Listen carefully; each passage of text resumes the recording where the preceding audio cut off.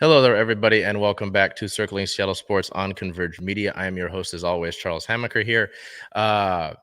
Certainly a unique week in sports. We're going to have to recap the Seahawks year. Certainly something that we did not expect to see with everything that took place over the past year with Russell Wilson being traded away, all of that. We have some more Mariners news. It's mostly international sort of related signings here. The Storm free agency is really about to pick up, and I know that Bel and I have been really intrigued to see how that all works. There's that. The Sounders are getting busy as they go through their preseason and they approach the World Cup, the Club World Cup. There's a good amount of stuff going on, and we're going to try to get through all of it here, but we're going to begin with our sort of Seahawks season in review here, sort of keep it shorter. We're going to do a separate sort of thing where we're able to go over the full season more in depth and try to get some of our other CSS contributors on that. But we're going to start with the there's some team news to go over here first before we actually get into that, with the exit interviews and such, and the sort of future signings and all that. So we're going to go over that first with Jamal Adams, Jordan Brooks. We'll just see some stuff on that. So Bel, why don't we jump into some injury updates on that? Yeah, so we do have some injury updates to close out the season here. The first on the list is Jamal Adams. He still has a long recovery that will span into the summer, but is finally starting to move in the sense of using a treadmill and such. Carroll said that Seattle has not been able to use a real plan that they have had for using Adams due to his season-ending injuries. Our next player here that we have an update for is Jordan Brooks. The team is counting on him to be ready for the next season, but Pete Carroll also notes that Brooks is set for surgery on Thursday, and they will not know details about this timeline until after his procedure. And lastly, our update on Will Dissly. He's unclear if he will need knee surgery, so we're waiting to see how his injury is healing there. And we move on to, as Chuck stated already,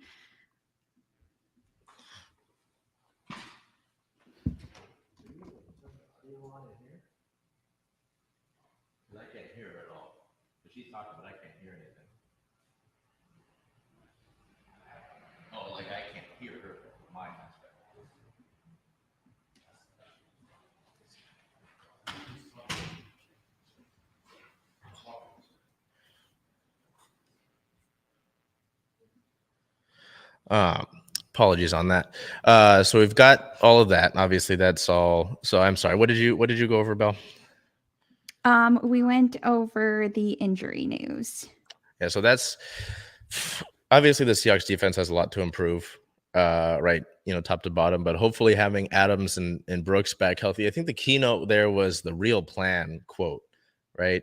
About getting Adams involved and how they haven't really been able to use him like that, which is really interesting, because you look at his 2020 season where he led the DB record for sacks in the season. The way that he's been able to, a lot of people consider him like a linebacker, right? And we talked about it last week with the importance that Ryan Neal brings to this team. There's sort of a thing there with how you're going to play those two guys specifically. I'm not worried about how they're going to play Quandre Diggs, but that'll be really interesting. And you're going to need him back regardless of how people feel about that trade and any of that. You're going to need him back.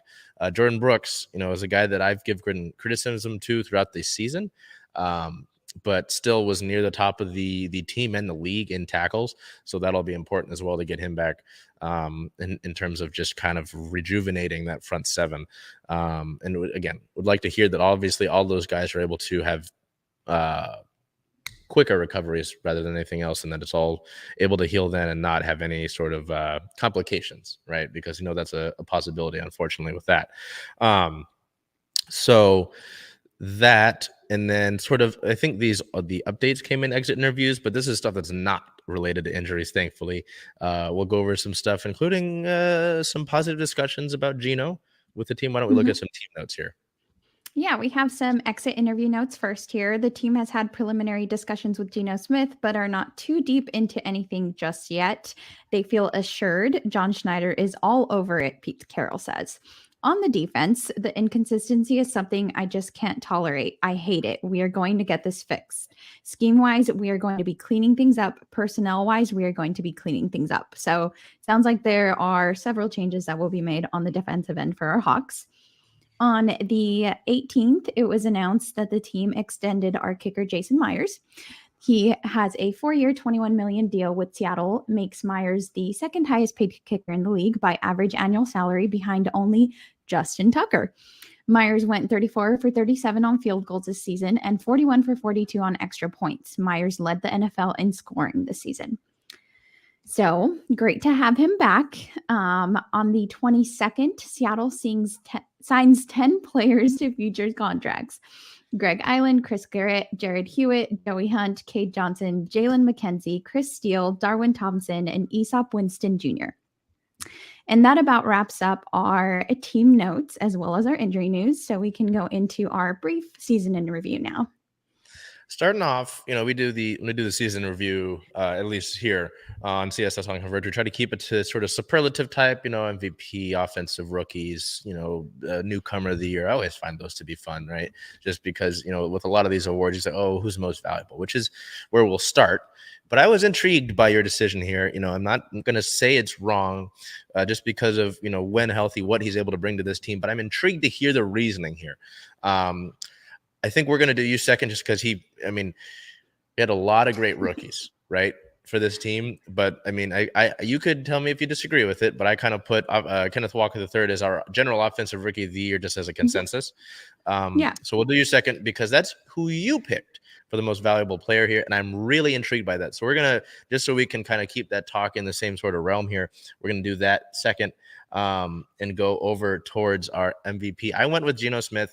Obviously there have been some murmurs here and there about some of his play throughout the season.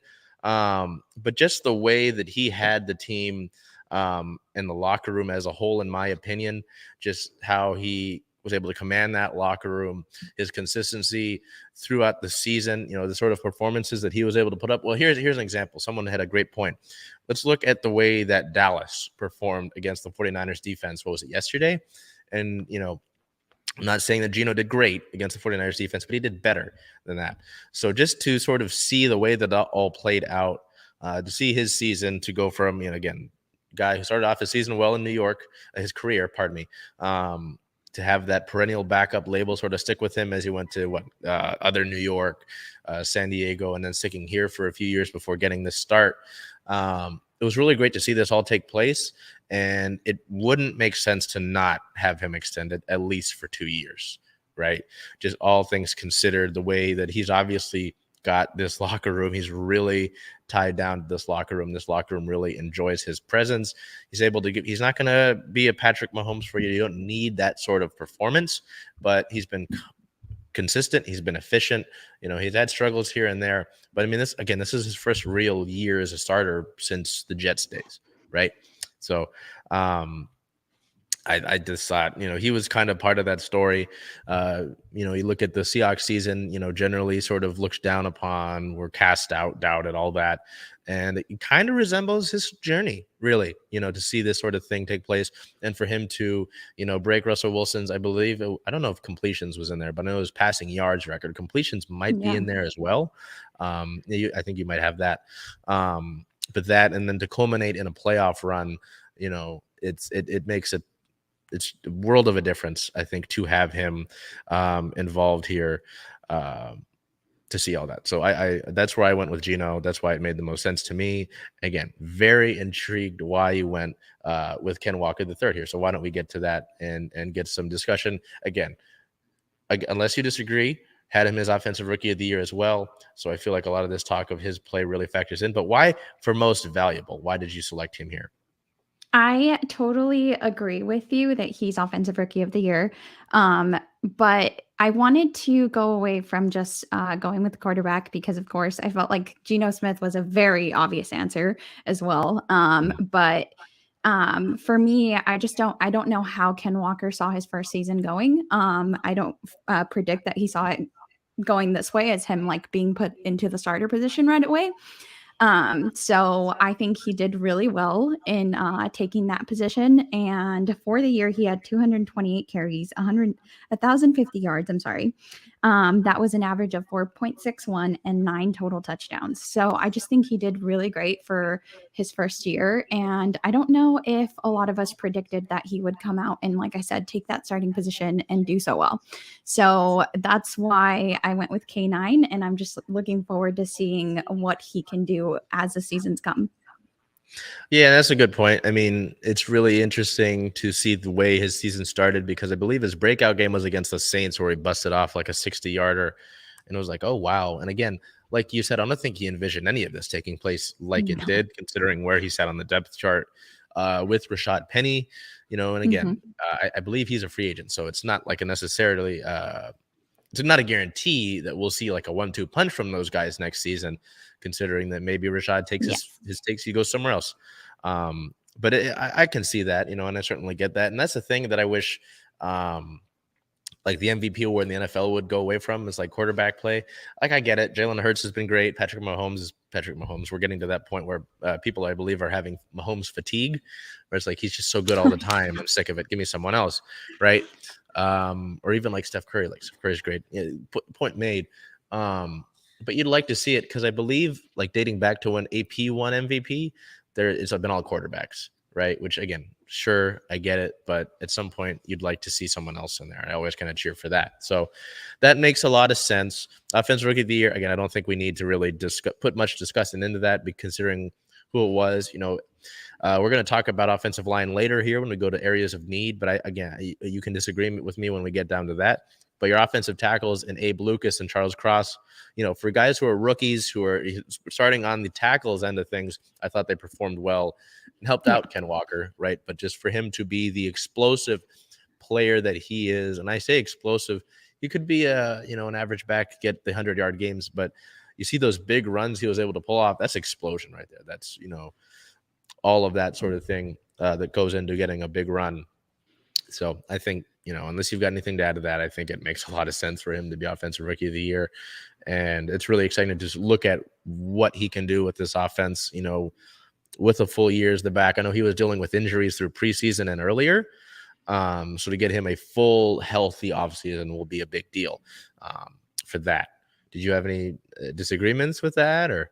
No, I think we've been spoiled with our running backs.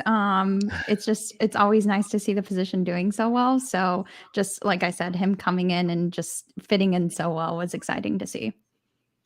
Fitting in well is a great point because obviously there are some players where it's like I have to figure things out first. They don't necessarily gel as well. So that makes a lot of sense. In that regard, we go over here to Defensive Rookie of the Year, and I don't think there was much discussion or discourse about this one as well with the year that Tariq Woolen had. I would, go with him as the actual Defensive Rookie of the Year in the NFL as well, but it feels like with New York media, Sauce Gardner's might take that over. But with Tariq Woolen being tied for the league lead interceptions and playing the year that he did, it makes the most sense to me.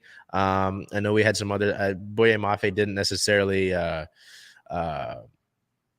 he didn't have a year like Woolen did, right? And I'm sure he'll be better as he gets more progression, with this organization through the off season. Kobe Bryant had a solid year. He forced a good amount of fumbles and he was involved, but nobody stacked up to with the season that Woolen put together. That nobody necessarily would think he would have put together, right?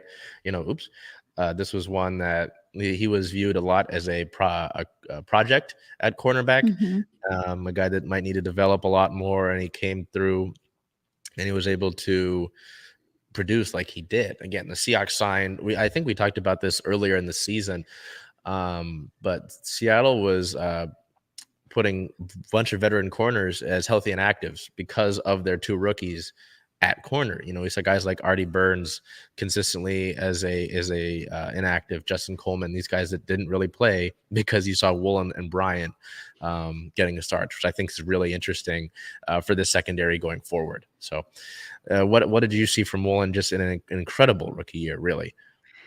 I mean, just right off the bat, the comparison to Richard Sherman, it's always hard to do comparisons, but they match so well. And just the comparison fits so well to Richard Sherman. So it was exciting to see that we could kind of get like, I wouldn't say a shell of what Richard Sherman was, but like a similarity to him. So yeah, it was just the way he fit in so well, so fast.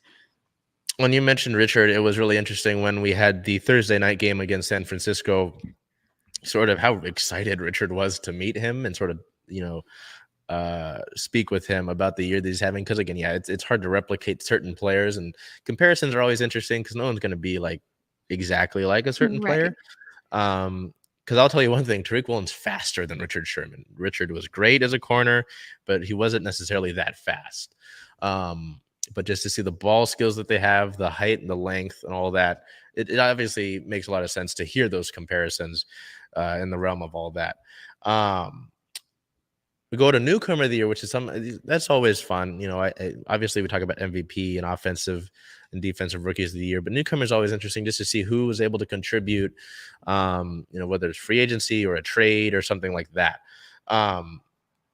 I went with Uchenna Nwosu, someone that I was excited for when the offseason came around, and we needed pass rush, and they signed him from San Diego, LA, a guy that went under the radar a lot of the times with the Chargers anyway. He had a decent season last year, and this year he came out and he was able to prove, even in that wild card game against the 49ers, there are several plays where you can look back and see the havoc that Nwosu was able to cause, the disruptions he was able to, take place in along that line there. I like where you went here with Noah Fant. I liked him as part of that trade with the Broncos. He's a young, athletic tight end, and that was something that we talked about at the beginning of the season, right? Was getting those tight ends involved, and I like to see that as the season went on. So I to go back to it before I let you get to Fant, Nwosu, just like what he was able to bring off, not only off the edge, but also obviously the Seahawks defense had trouble stuffing the run. But in recent memory, he had some good plays getting into the backfield against the 49ers in that wild card game. So why did you go with Noah Fant? I mean, it can't feel good as a player to be part of like a blockbuster trade because I think that obviously Russell Wilson is going to come out and make their team so much better. So I can only imagine the mentality that you have to go into when you switch teams like that. And I just think that he was utilized very well. And as far as like where he was in the season, he had 4 touchdown catches, but I feel like he contributed pretty well. And as he like eases into the offense and becomes more comfortable, I think that there's more potential, especially with how Geno likes to spread the ball with their tight ends.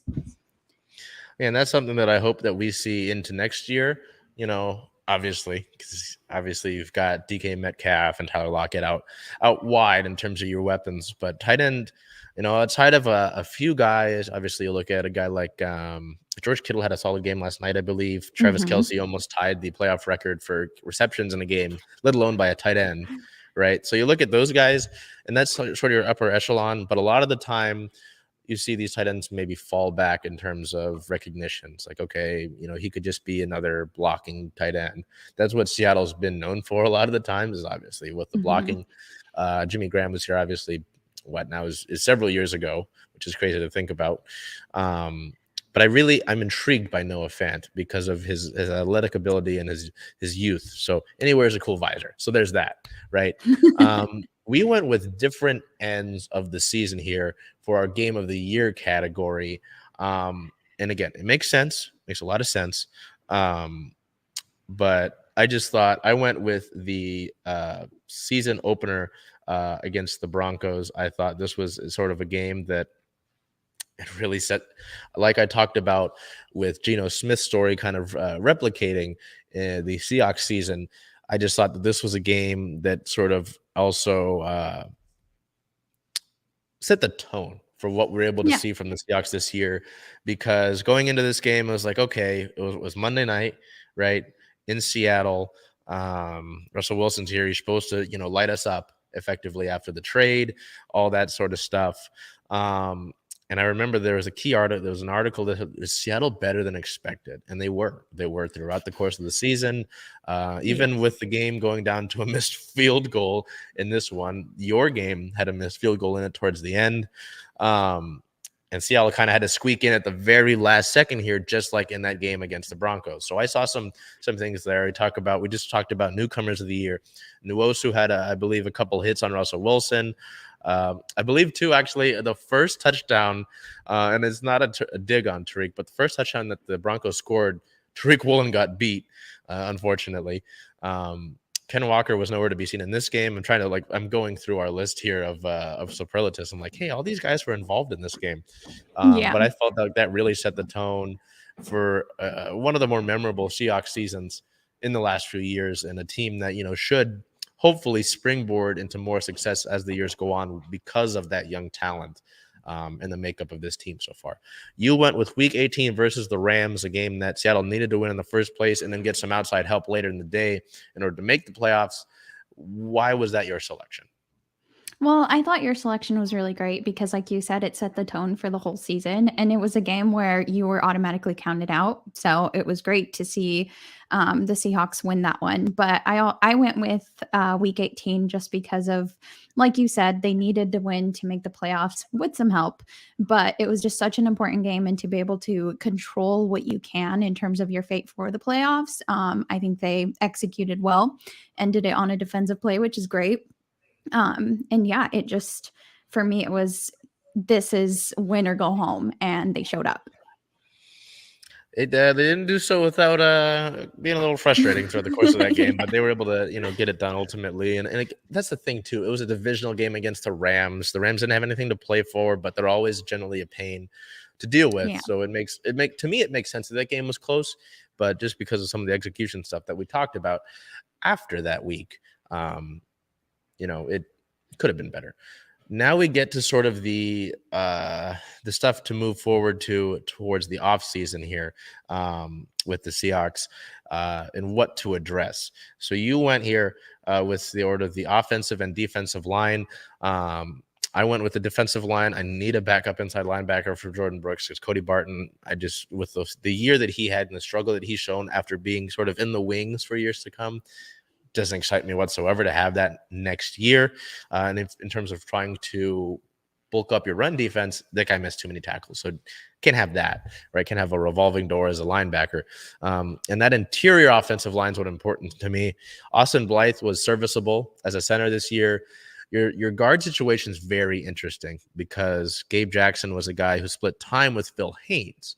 You have a guy like Gabe Jackson who you acquired from Oakland. What was it, last year or a year before that? And is expected to be a starter, and he's splitting time with a guy, which is maybe that's more indicative of the player that Phil Haynes is. But it's a very interesting. You've got Damian Lewis on the other side of things. So I think your tackles are set. I think it's that interior part of it is where I went here with areas to address.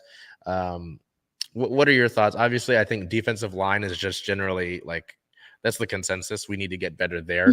But your thoughts on Seattle's areas that they really need to address this season? Yeah, I mean, they need to, in addition to helping Geno have more time on offense, obviously helping K9 break loose.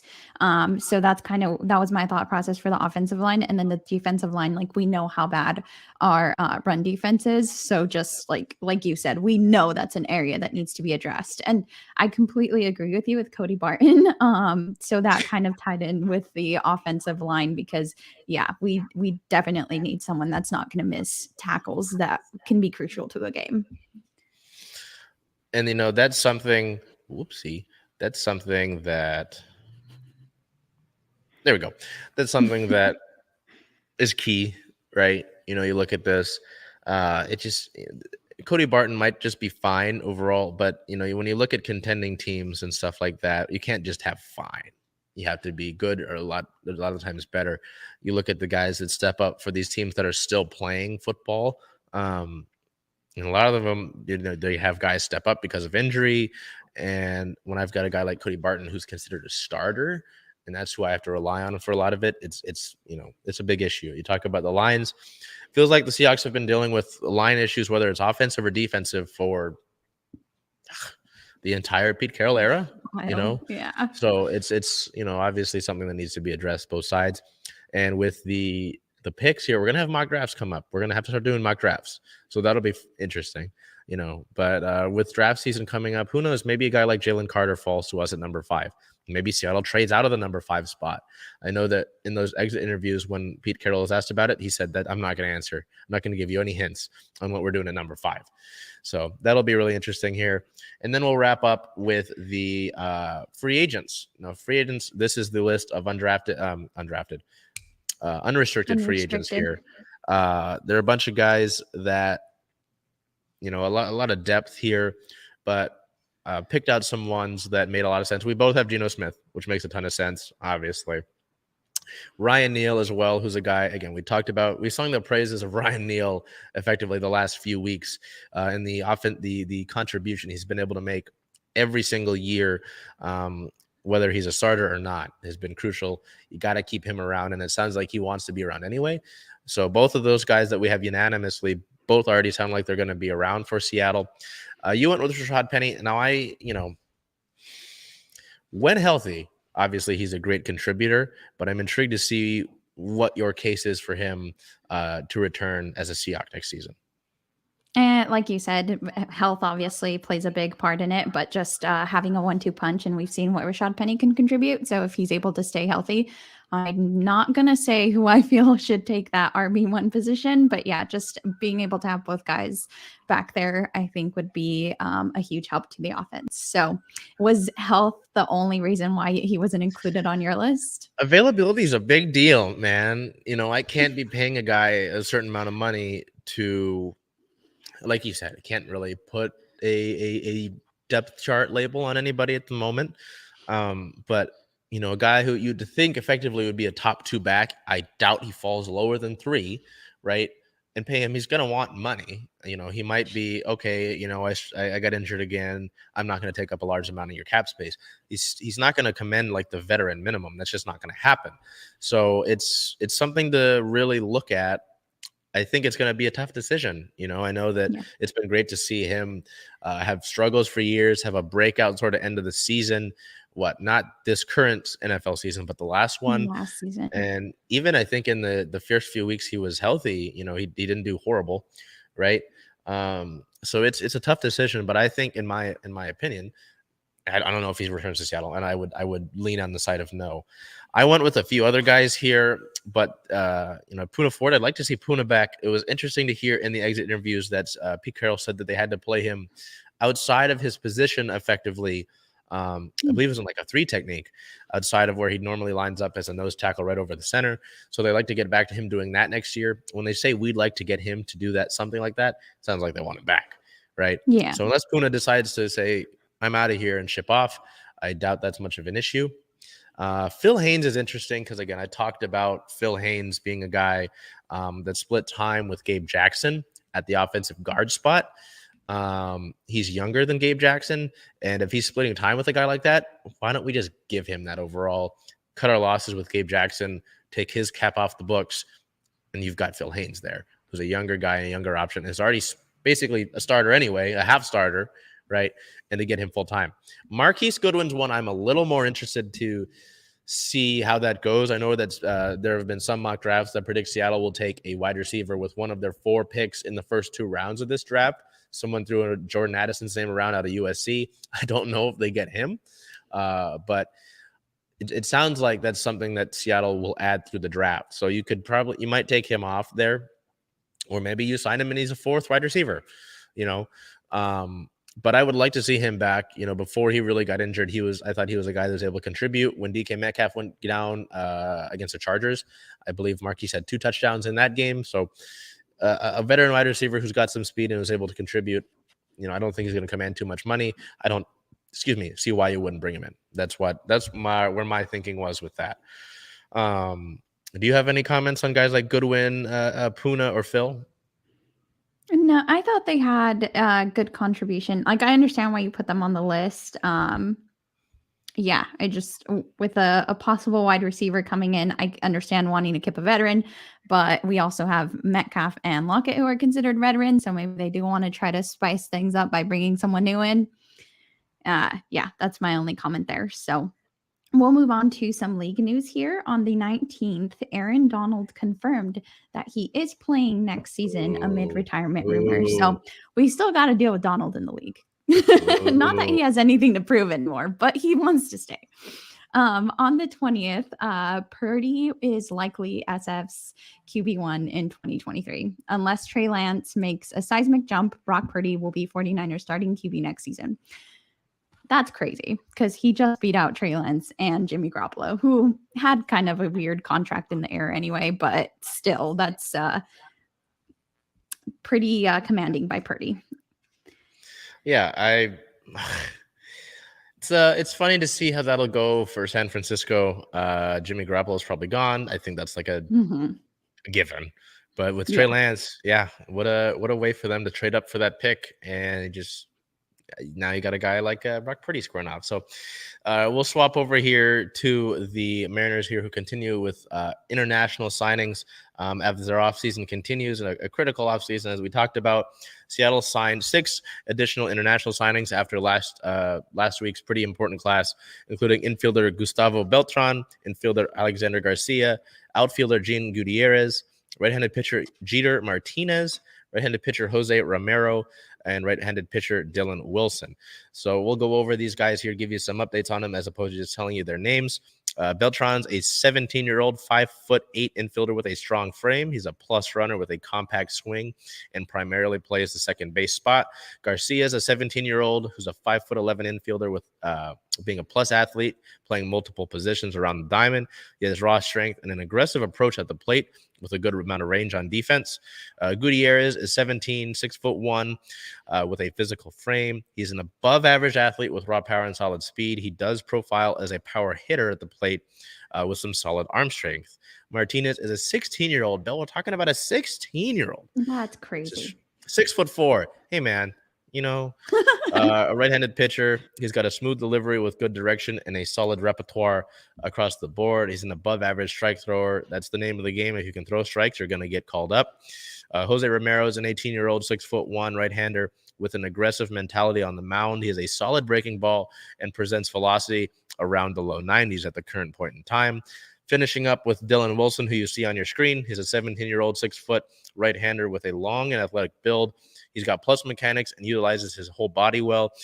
His standout weapon is his curveball, which has a chance to be an above-average pitch that induces several swings and misses. So that's more sort of development there for the Mariners. Again, you look at the international signings and you wonder why they're important. Look at a guy like Julio. He was an international signing and now he's doing what he's doing now. I'm not saying any of these guys will live up to that, but that's why these international signings are so important.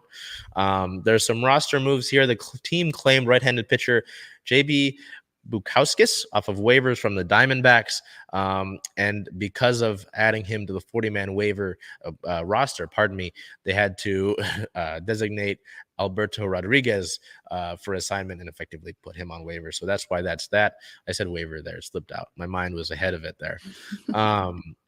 Another interesting, not like Bukowskis was all that interesting. He got dealt with some injuries last year. So not too much there. The Mariners did make a free agent signing, but it wasn't necessarily anybody that was on the radar. On the 19th, the team signed infielder Tommy La Stella to a 1-year deal. Jerry DiPoto had a quote about La Stella here to give you some insight on why the Mariners decided to bring him in. Tommy's makeup, instincts, and experience in winning environments will benefit our team as we look to make the next step. We value his versatility and strike zone management skills, as well as what I believe to be a high baseball IQ. La Stella is 33 years old. Has appeared in 9 major league seasons with Atlanta, the Cubs, and the Angels, in addition to Oakland and San Francisco most recently. In 667 career games, the left-handed hitting infielder is batting .267 with 207 runs, 97 doubles, 5 triples, 40 homers, 204 RBIs, and 172 walks. Because of La Stella being added to the 40-man roster, just like Bukowskis, left-handed pitcher Justice Sheffield was designated for assignment. La Stella is an interesting pickup. It's not like, again, anything that was out of the ordinary here. There wasn't much of a sample size in 2022 to go over on a Giants team that will look much different this year. It's nice to add veterans. I mean, it's probably going to primarily be a bench bat. Might be some help for the corner infield here, as you need a guy who's going to be able to back up Ty France in case of anything. Same with Gino. So again, I don't see too much happening there. It's not like this is an impact signing, but you look at what DePoto said with him, adding experience in a winning environment and versatility. The Mariners always look for versatility. So when you look at these free agents, right, if someone's like strictly one part of the field, probably won't be a Mariner, honestly. You got look at across outside of exceptions here and there, right? I know that when Ty France was starting with the Mariners in 2021, he was playing second base. I know he plays corner infield. Colton Wong can play, around the infield there. JP's primarily a shortstop. Gino primarily third base. Dylan Moore. Look at Dylan Moore. Look at guys like Sam Haggerty. It's all versatility right there, right? So versatility is going to be something that the Mariners organization prioritizes a lot of the time, So there is that. Just a gentle reminder to you that Mariners and pitchers report on the 16th of February. So we're getting closer there. It's pretty wild to think about it. It just feels like the other day or a week ago that the season was ending and we're doing our recap, and then we're getting into the cold winter of free agency. We're getting pretty close to pitchers and catchers reporting.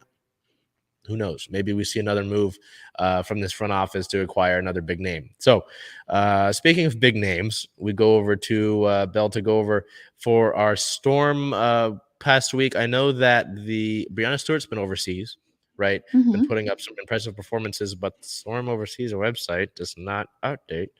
So I just know that Stewie's doing well overseas. She's also been busy on Twitter. Oh, yeah.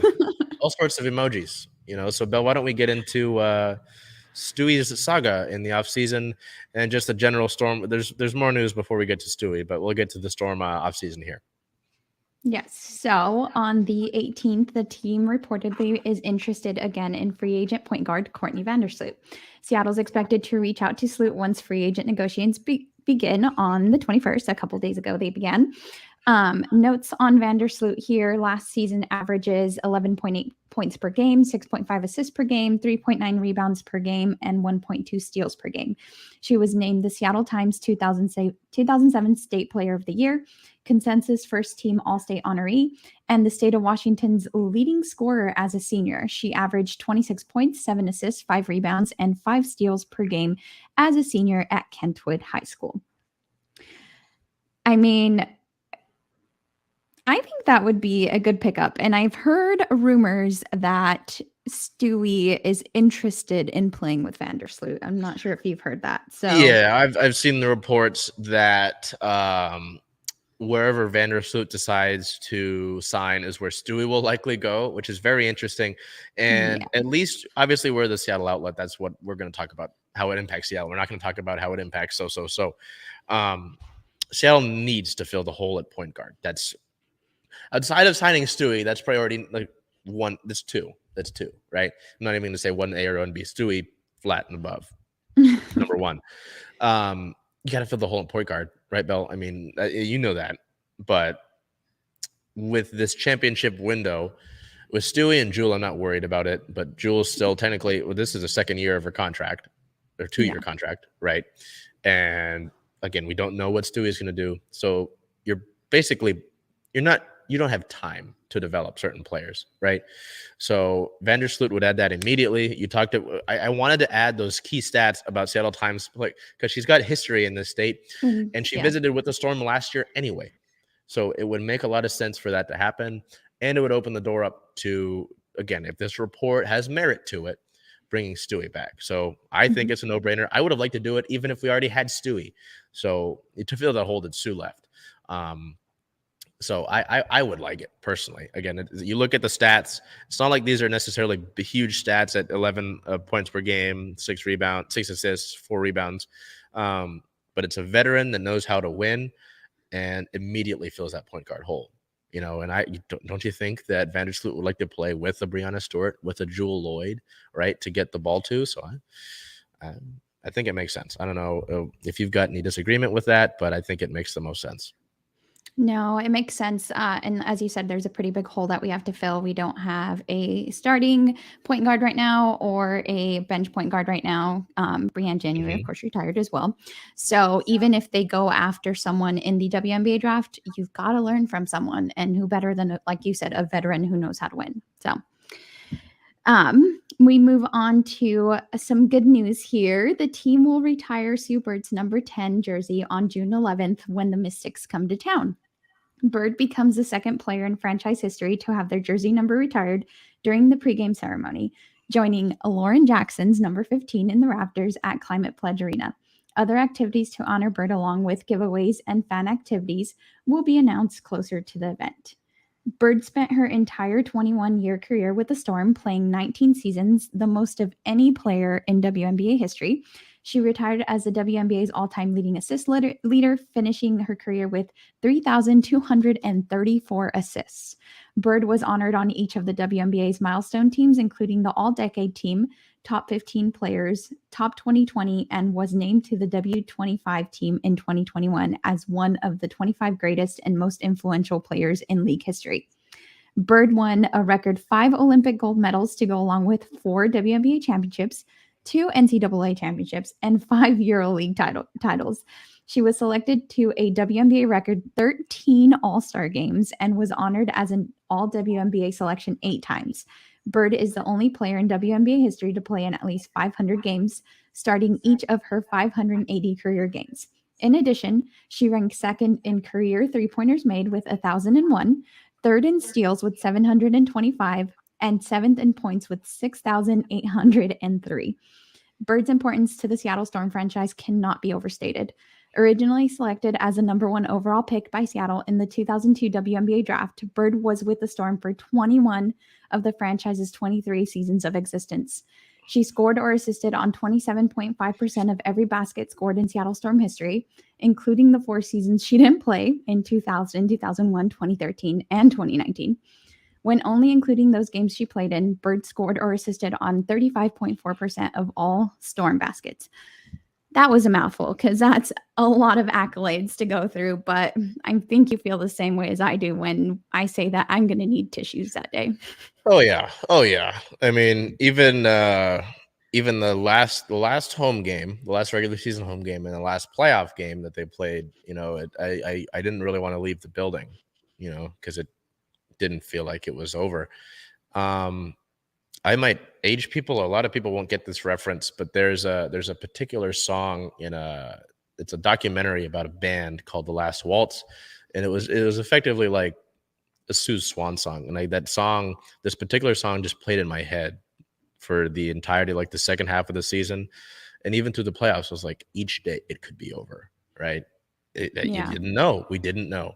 Washington put up a good battle there. I didn't really have a doubt that they were going to make the playoffs, but there were times where it was tough. They started out the season and were like 5-5. So this is great and it made sense. But now my next thing is, so when's the statue? Because that's what should be next.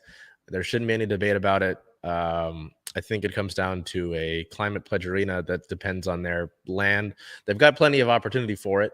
It just comes to where they're going to put it now, I'm sure. But that's what should be next. So, yeah, you read off the accolades, and I'm sure there's even more you could talk about with Sue, which is pretty incredible.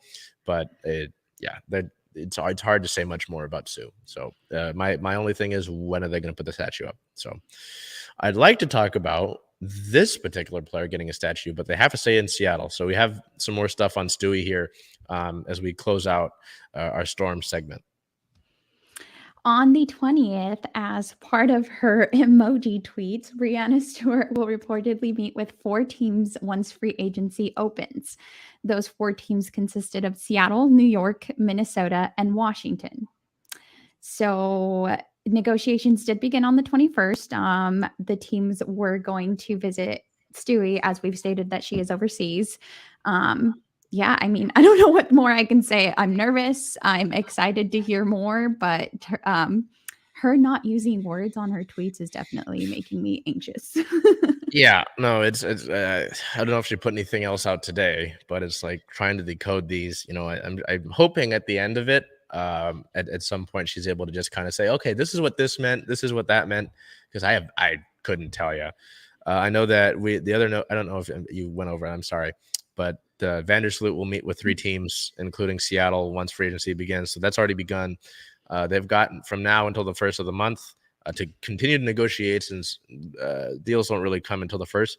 I wouldn't doubt if Stewie pushes her decision until then. Honestly, we might be in for a grueling week in a few days to come to that decision. So it's gonna be tough. It's gonna be tough, but that's ultimately your number one goal. If you're Seattle, point guard, we just talked about the importance of signing Sloot to bring in Stewie.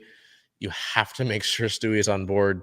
Otherwise, I really don't know where your team goes. You look at that list of who she could play for.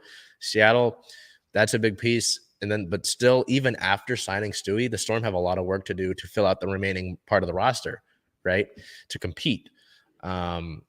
I'm sure we'll see some rookies. I know they didn't have any rookies last year. I'm sure this year we do see some of those rookies. New York becomes an instant super team at that point. I mean, they've already got Johnswell Jones, Sabrina Ionescu's over there. They're going to have to cut some folks in order to bring in Stewie's contract. I mean, yes, Stewie. I said Stewie. I put Sue and Stewie together there. That's terrible. Minnesota, I don't know about that. I know they pushed for a playoff spot last year. Sylvia Foles retired. This past season, they've got some talent on that team. I don't really think I don't know why she put Minnesota on that list. I know they've got a winning pedigree. They're also tied for the Storm with 4 titles. Washington, I mean, to play for Elena Deladon, Natasha Cloud, that's a solid team as well. But I put Seattle and New York as 1 and 2 because I think they're 1 and 2. Put Washington at 3, sure. Minnesota, but yeah, it's going to be a key part. We'll obviously keep you updated on that. So we're going to run the social media thing at the bottom here, but Belle's got to scoot it. So Belle, appreciate having you on for this. And again, I know that we're both stressed as all powerful as we can about where Stewie will go. Because again, we talked about it once the season ended. I think even before the season ended, this is priority number 1, and this is the most important. So that'll be key. I did see some people, sorry to cut you off there. I did see some people holding on to the fact that Sue was getting her jersey retired, and people were like, well, now you have to stay in Seattle because you have to say something at Sue's jersey retirement. But if you look at the list, the game that is played on Sue's jersey retirement is against the Mystics. No. And we have Washington on the list. I don't want to deal with that. No. No added stress, but just... Yeah, there's that. There's her most recent true release has a lot of ties to the state of Washington and the mountain range. So there's a bunch of different things that you could point out and look at if you want to go towards that route. But yeah, it's sure to be really interesting as that continues. So Belle, I appreciate you sticking on. We're going to continue here as we approach our Sounders, who continue through their off season here, who made a few big extensions here that we'll get to. But first of all, Danny Leva is one of those extensions, and he was one. Let me get that right there. There we go. Danny Leva. So he signed an extension, but he was also called into the U.S. Youth National Team U20 training camp in Florida. So the young midfielder appeared in 19 matches last season for Seattle, starting in 12. He tallied 2 assists, 8 shots, and an 86.4 passing percentage, in addition to 952 minutes logged. So we'll go over immediately into the extensions here. Leva received a 4-year deal. He's 19 years old. He was signed as a homegrown player back in 2019 and has since been a mainstay within the organization. He was part of the 2019 MLS Cup as a rookie. He's a native of Las Vegas, making 55 appearances overall for the Rave Green, including 2 appearances in the CCL league title run in 2022. Obviously talked about his 19-game performance this past season, but in addition to those 31 matches, he's got 31 matches for Tacoma Defiance in 2018, including 2 goals. He's played for the U.S. Men's Youth National Team since 2019, as we talked about in his call-up, including making 3 appearances in the 2019 U17 World Cup in Brazil. The other ones that have been rumored but haven't been official until this past week are Christian Roldan and Jordan Morris. So we go over here. to Christian Roldan. Roldan signed a 5-year deal. Roldan is 27 years old and was the 16th overall selection by Seattle in the 2015 MLS Super Draft out of the University of Washington. Since he joined the Rave Green back then, he's become one of the Sounders' most tenured players, ranking third all-time in appearances with 280 across all competitions, also becoming only the third player in club history to pass 250. Roldan also ranks third all-time across all competitions with 47 assists, including 36 goals, in addition to being on all 4 rosters that made the MLS Cup final, winning 2016 and 19. Obviously, Roldan was named to the 2021 MLS All-Star Game alongside 5 other Sounders players. Roldan was named to the U.S. men's national team for the FIFA World Cup this past year. Since making his debut in a 2017 Gold Cup match against Martinique, Roldan has amassed 32 caps for the U.S. men's national team. We're going to go quickly and talk about Roldan before we discuss Jordan Morris.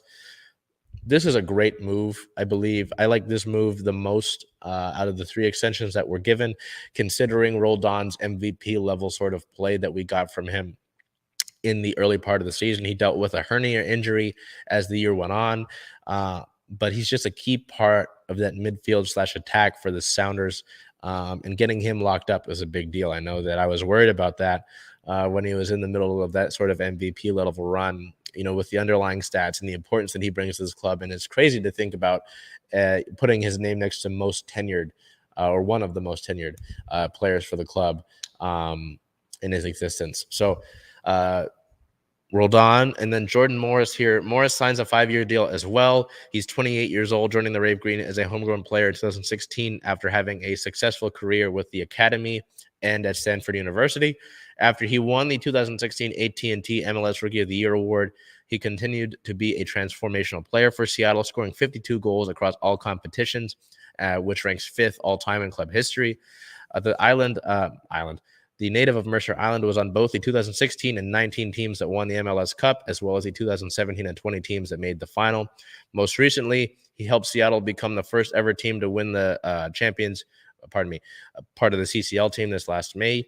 He was named to the MLS Best 11 team in 2020, as well as earning MLS All-Star selection in 2022. After he was recovering from an ACL tear in 18, he won the Comeback Player of the Year in 2019, scoring 13 goals across all competitions. On the international scene, Morris has 51 caps for the men's national team, most recently appearing in 2 matches during this year's World Cup. So Morris is one that really interests me.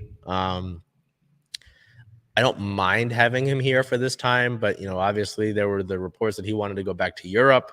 And just his last 12 games, he only had the 1 goal as the season wrapped up. So you're really looking, I know that Brian Schmetzer talked about getting this offensive attack really revitalized this season. He said that teams started to figure Seattle out.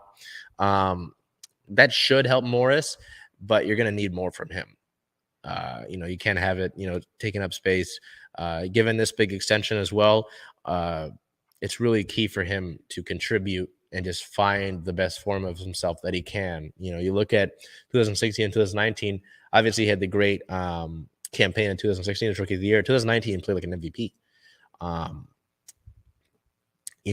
not saying you need him to be an MVP level player, but I need better contribution from him going forward over the course of this 5-year deal. Some more Sounders news here as the week goes on. On January 20th, the club learned of its Leagues Cup draw. Seattle placed in the West 2 group alongside Real Salt Lake and Liga MX's CF Monterrey. The dates and times for those group stage matches are coming at a later date. So that's something else that the Sounders will have to do in addition to the Club World Cup and the MLS regular season outside of everything else that's taking place. The Leagues Cup 2023 is a complete reimagining of the tournament from the last time we saw it back in 2021, with all clubs from MLS and Liga MX participating in this official CONCACAF sanctioned tournament from the 21st through August 19th, 21st of July, July 21st through August 19th. The tournament will consist of 77 total matches in a World Cup-style tournament with group stage play followed by knockout rounds. During the last Leagues Cup tournament in 2021, the Rave Green fell 3-2 in the final to Club Leon at Allegiant Stadium in Las Vegas. So Seattle hoping for a better run of things there. They had a great run in that Leagues Cup until they reached Club Lyon, where they just kind of struggled there. I know that the score is 3-2, but they could have played much better in that result. The Sounders had a big week here. Another big piece of their news was that they announced their newest jersey sponsor. It'll be Providence, a Renton-based healthcare provider, as the newest jersey sponsor. The two organizations entered a multi-year relationship that sees the Rave Green partner with the most robust healthcare system in Western Washington, with both entities coming together to work to improve mental health and wellness in local schools, starting with the Renton School District. Providence Swedish becomes the official healthcare partner of Sounders FC, and the Providence brand will appear on team jerseys and official gear, as you can see here. So that little blurb there from the official email, the official press release about it. I apologize that I didn't know about the news relating to Providence before this. I know that some were concerned about Providence being a sponsor because of the ties that Portland has to Providence, but there's also some stuff that the organization of Providence has had in regards to religion, reproductive rights, and all sort of things like that. There's some serious issues that were raised with Providence. I know that there was some information about them, how they treat their employees as well. The Alliance Council, the Seattle Sounders Alliance Council, had a statement about it, how they weren't consulted and they were going to meet with Sounders leadership about it. So I'm really interested to see how that sort of goes. But it's interesting, I would say, and I don't want to just say interesting and say on that middle part of it, but it's disappointing to hear about the things tying into Providence, and I'm hoping that there is some solution to everything that took place with that. So with that being said, we're going to move over here to our Kraken, who continue as they ramp up towards the All-Star break. They played 4 games over the past week. January 16th versus the Tampa Bay Lightning on MLK Jr. Day. A 1:00 start on a Monday. Seattle would lose that game 4-1. 2 of those goals from Tampa Bay coming with the net empty.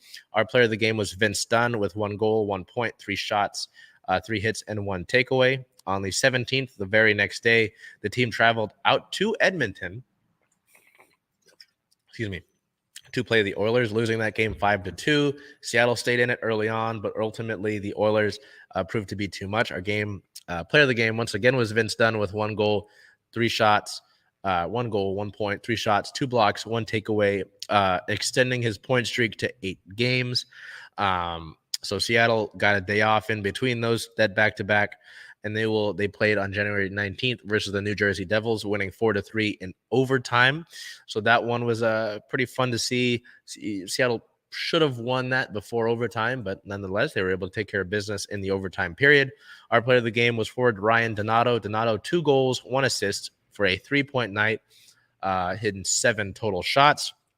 I believe that was Donato's first career 3-point night as well. And then January 21st to wrap up that week of games there on Saturday versus the Colorado Avalanche, losing that one 2-1 in an overtime shootout, unfortunately. Player of the game was goaltender Philip Grubauer, 26 saves, a 4-for-4 save percentage on the power play, and a total save percentage on the game of .963. For our players of the week, I went with Vince Dunn here. 2 goals, 1 assist, 3 points, 11 shots, 10 hits, and 9. Wait a minute, 10 hits.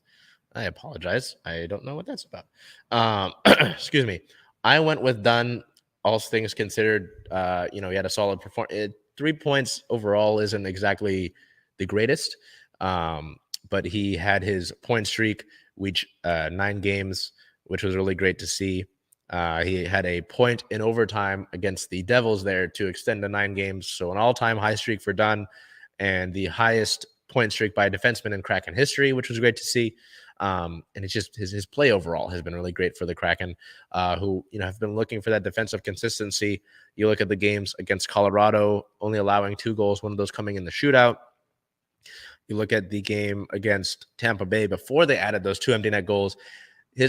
Dunn's play has been great, and he's in line for a pretty sizable extension, hopefully from Seattle. Some have said that he might price himself out of playing for Seattle. but I certainly would like to keep him locked up for years to come. Bell went with Andre Burakovsky here. We'll go over to that selection here with this great photo by Matthew Bermudez. Burakovsky, 1 goal, 1 assist, 6 shots, and 3 blocks over the past week. His OT winner to send his OT winner against the Devils here, as you can see him celebrating in the photo, sent the Kraken into first place in the Pacific Division after that win against New Jersey. I can get why Bell went with that, just the magnitude of that goal and that win for Seattle. Obviously, to put them at first place in the division for the first time in their existence was big.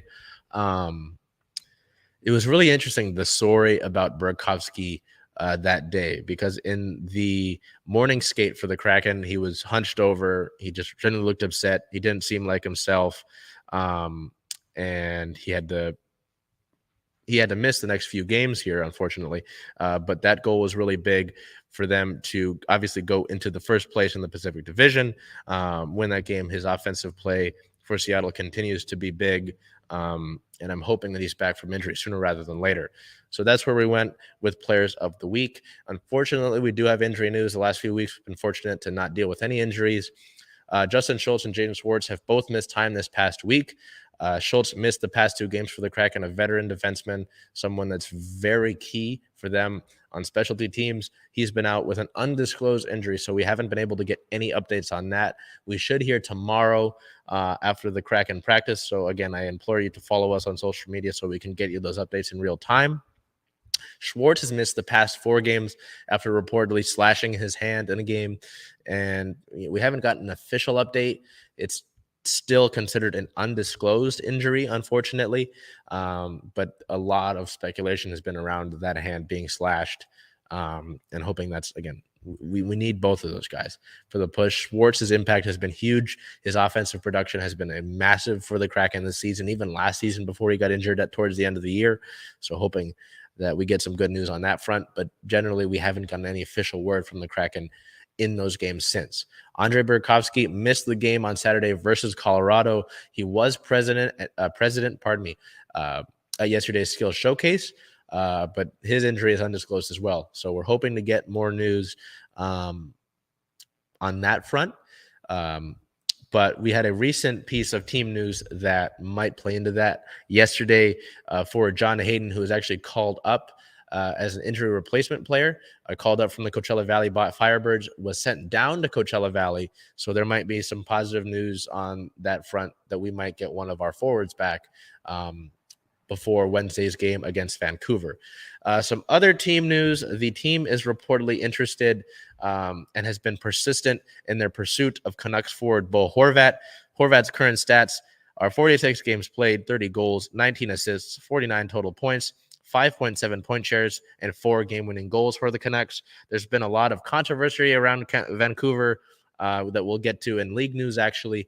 But Horvat's a veteran center, made the All-Star game in 2013, 2017, and is going to make this year's All-Star game as a fan vote in, pardon me. It's very interesting to look at that, though. That the only reason I really mentioned this, because Horvat and the Kraken have been linked for the past few weeks, was a report that Seattle's been persistent. I got a report today that Seattle's reportedly drawn their name out of consideration for Horvat, considering what they're asking. So I don't know if we'll see that trade come to fruition. Seattle's been interested also in Panthers forward Sam Reinhart, so that's something to keep in touch as well. But it's very notable that Seattle and general manager Ron Francis have been active in adding a veteran impact player prior to this year's deadline, especially with all their success. So that's something to keep an eye on. Obviously, again, follow us on social media below to get that news in real time. But still, something to keep an eye on. Maybe we're talking about that sooner rather than later with the trade deadline rapidly approaching. To finish up our Kraken segment here, we do have some league news, some very one story a little bit odd and the other pretty sad. On the 16th, Robin Lehner filed for bankruptcy. The injured Golden Knights goaltender and his wife have reportedly racked up millions of dollars in debt, including missed payments for a snake collection, an exotic snake collection. Prior to filing for bankruptcy, the Knights goalie faced a $4 million lawsuit. So Lehner, who's still injured for Las Vegas, is dealing with some issues there. On the 22nd, Bruce Boudreau was fired by the Vancouver Canucks. Vancouver finally made a coaching change after months of general speculation that Boudreau would be fired, ousting Bruce Boudreau in favor of Rick Tocchet. This drew a lot of criticism. Boudreau is pretty generally well respected around the NHL and was a very big fan favorite. And Vancouver finally let him loose. There's a lot of distrust by the fans and the players with the Vancouver ownership. So things are not too well in Vancouver, but the Kraken still have yet to beat Vancouver. Is this week the time it finally happens? We might not know. We'll look ahead here to our upcoming week for our Kraken games. They start Wednesday, January 25th versus the Canucks at 7 p.m. as Seattle sits with a 27-win, 14-loss, 5 overtime loss record for good for second in the Pacific Division, but things are heating up at the top of the division.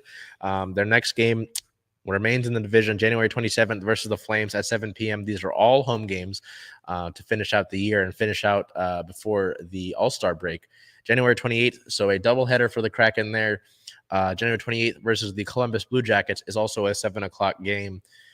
Very important that Seattle gets points against these divisional teams, and especially a team like Columbus coming to town. Columbus is actually winning the Bedard race. You don't know what that means. Connor Bedard is a player that teams are tanking for. So it's in that thing when there was the Colts suck for luck, for Andrew Luck, all that sort of stuff. So very key that Seattle picks up some more points, especially with how tight the top of the division has been getting. Seattle sitting at 59 points.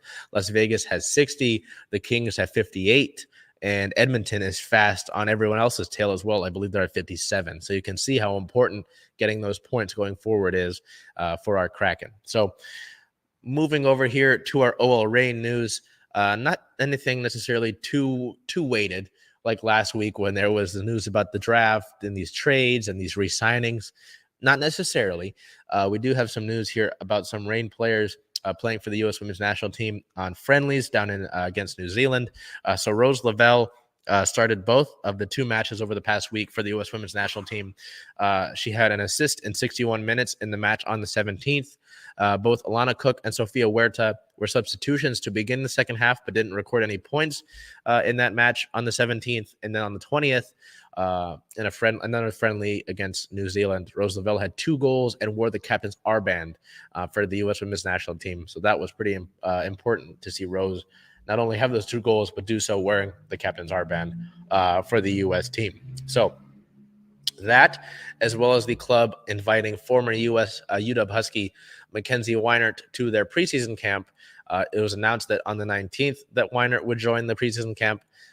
Some stats for Weinert last season. She appeared in all 19 matches for the Huskies, starting the final 11. She ranked second on the team with 5 goals and 15 points. She also ranked third on the team with 5 assists. Notably, back in 2019 as a redshirt sophomore at Oregon State before transferring over to Washington, she was an all Pac-12 third team nomination. It's really cool to see more Huskies get involved with the Reign here. Obviously, through the draft with Shea Holmes, last year with Olivia Vanderyacht. So very, very cool to see that take place with preseason coming up for the Reign. I know a lot of players are returning back to Seattle for things to take place when they start training at Starfire Sports Complex.